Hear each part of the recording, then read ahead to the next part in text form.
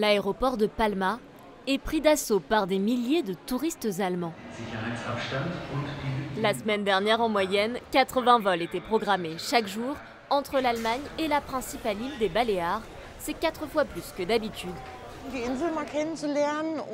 On est venu ici pour découvrir les îles, profiter du soleil et surtout, après un an de pandémie, on veut voir autre chose. On veut entendre parler d'autre chose que du coronavirus. Sur le front de mer, ils profitent des rayons du soleil sans masque, mais aussi des bars et des restaurants ouverts jusqu'à 17h. Des restrictions bien plus souples qu'en Allemagne, mais pas de quoi inquiéter ces vacanciers. Je crois qu'il y a 4 fois moins de contamination qu'en Allemagne. C'est bien plus sûr ici. Nous avons dû faire un PCR avant de venir, donc je pense que tout le monde ici doit être négatif. Pourtant, Angela Merkel a déconseillé aux Allemands de voyager en Espagne. Ici, tous ont défié ses recommandations. Peut-être qu'elle ne nous pense pas capables de respecter les distances de sécurité. Mais moi, je sais réfléchir, je sais ce qui est bon pour moi et je suis responsable. Depuis l'assouplissement des restrictions, le taux d'incidence a doublé dans l'île. L'arrivée des Allemands interroge donc en pleine recrudescence de l'épidémie. Nous sommes dans un moment critique où l'on ne sait pas si les Allemands vont faire augmenter la contamination et ça deviendra plus difficile pour nous. C'est très bien pour notre économie parce que sinon je ne sais pas comment on va survivre. Parce qu'ici, on ne vit que de ça, du tourisme. Car le tourisme est le premier moteur de l'île, 80% de son économie en dépend. Cette entreprise organise des tours dans les rues de la ville. C'est comme un joystick, vous savez jouer aux jeux vidéo. Après un an d'arrêt complet, la reprise de l'activité est une question de survie. J'ai dû trouver un travail alternatif qui n'avait rien à voir avec le tourisme en attendant. Maintenant, il semble qu'on nous donne une respiration et qu'on va enfin pouvoir travailler.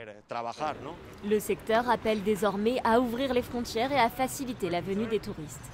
Je dirais qu'environ 60-65% de la clientèle est internationale et 35 à 40% est nationale.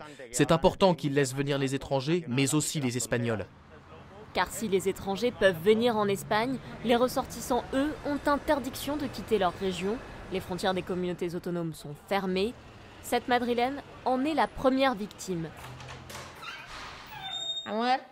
Impossible de retrouver son petit ami qui vit à Valence.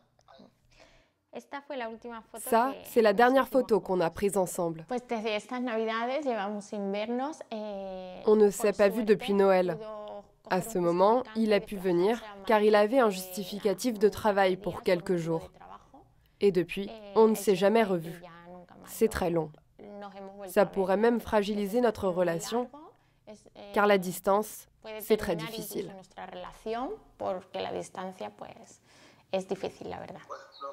Une situation vécue comme une injustice par cet Espagnol. Pour cette organisation qui défend le secteur touristique du pays, c'est une aberration. Ça n'a aucun sens qu'un citoyen allemand puisse venir depuis Berlin ou un Français de Paris à Madrid et qu'un citoyen madrilène ne puisse pas aller à Tolède qui est à 60 km d'ici et qui au mieux a un niveau d'incidence moins important que beaucoup d'autres pays. Les étrangers peuvent venir en Espagne en présentant un test PCR négatif. Ce représentant propose que les Espagnols puissent changer de région aux mêmes conditions.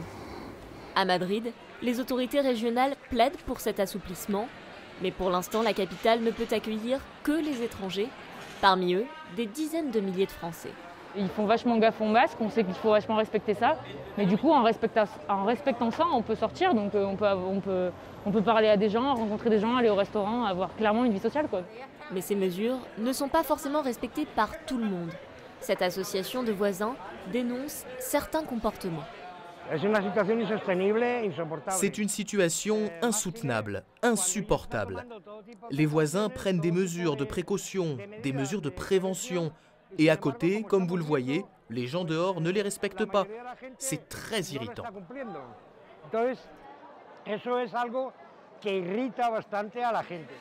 Et après le couvre-feu, à 23h, la fête continue dans des appartements. C'est un tourisme de l'alcool. Là, ils rentrent pour acheter des bouteilles. Ils sortent avec des sacs et vont dans des logements touristiques. Est-ce qu'ils vont porter un masque et respecter les mesures de sécurité? Non, bien sûr. L'Espagne est coincée entre le risque sanitaire et le sauvetage de son économie. Le tourisme représente 2,5 millions d'emplois et 13% de l'activité espagnole.